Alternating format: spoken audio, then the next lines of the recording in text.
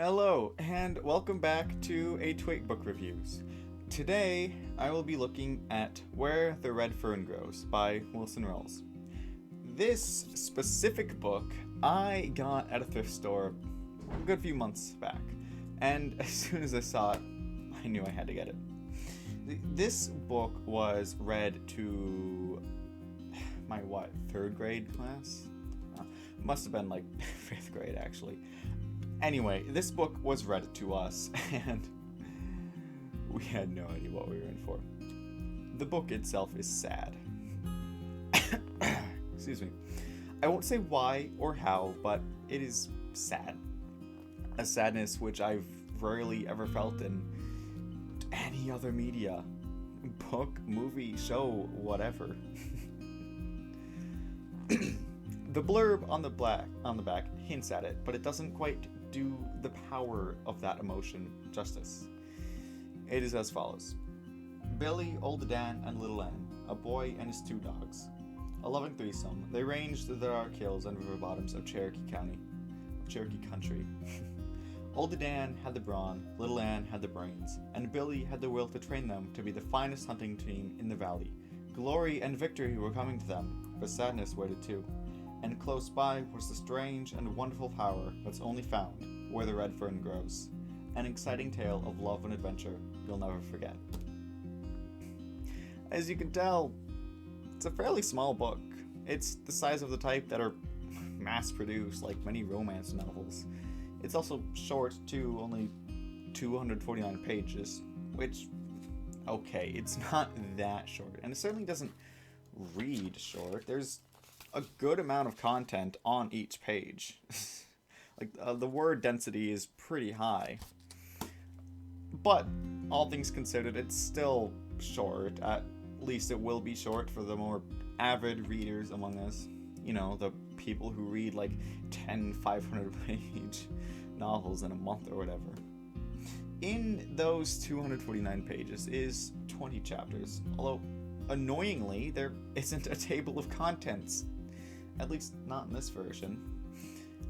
Anyway, as can be surmised through the blurb, those 20 chapters follow Billy, the main character. In short, he really wanted some dogs and worked really hard to get them. And then he worked even harder to train them to hunt.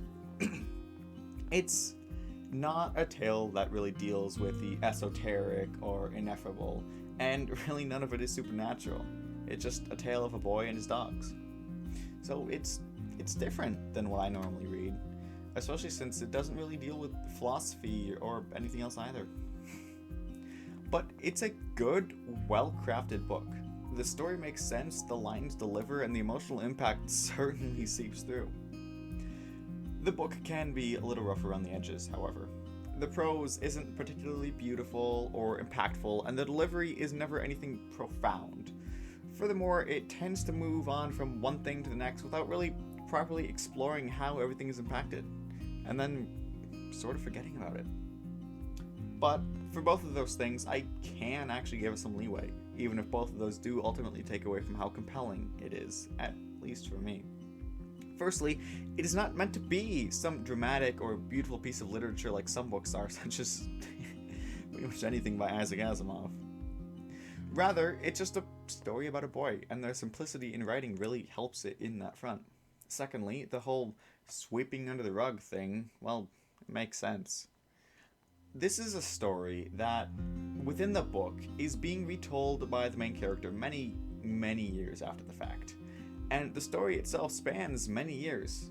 It makes sense from a storytelling perspective for it to not go into too much depth, but it still detracts from the experience, at least to me. Although I know that there are many out there who really do enjoy that style of writing. Additionally, although the story takes place over the span of several years, it never really feels like it because the time isn't the focus. The focus is entirely on the relationship between the main character and his dogs, Old Dan and Little Ann. And it does a very good job at developing this relationship and making it impactful to the reader. From the very first moment we hear the talk of dogs to the end of the book, we are made to understand the importance of the relationship and honestly just how awesome those dogs are. It is at the end of the day, a book I really enjoyed reading. And I knew I would. I loved this book when it was read to us way back when, and I still love it now. I highly recommend it, not just to anyone in particular, but to almost everyone, because people who like this sort of thing will get great mileage from it, and for those who don't, well, it's always good to expand your horizons and to step beyond your comfort zone. Hell, I'd go so far as to say this book is one of my favorites, which it is.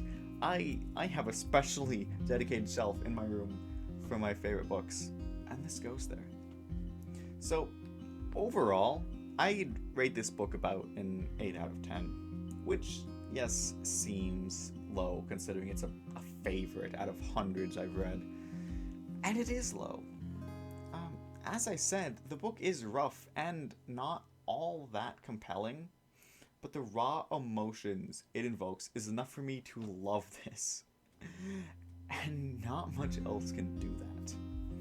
So check it out, and check back in next week. I don't know what book will be next, but I suppose we'll have to see.